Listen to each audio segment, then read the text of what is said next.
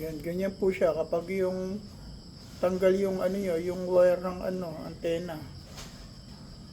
Kapag yung internal lang, ganyan siya. Buhay, gumagana internet.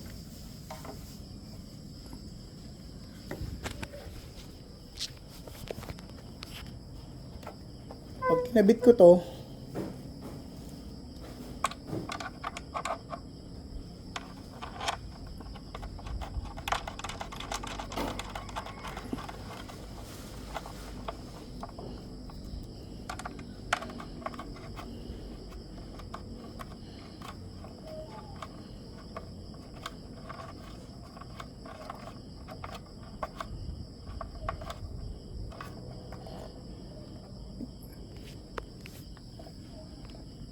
ayan, ganyan na nangyari.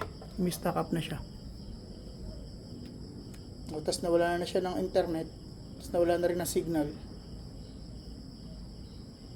Yan po ang ano, defective po. Hindi po gumagana sa router ko. Salamat.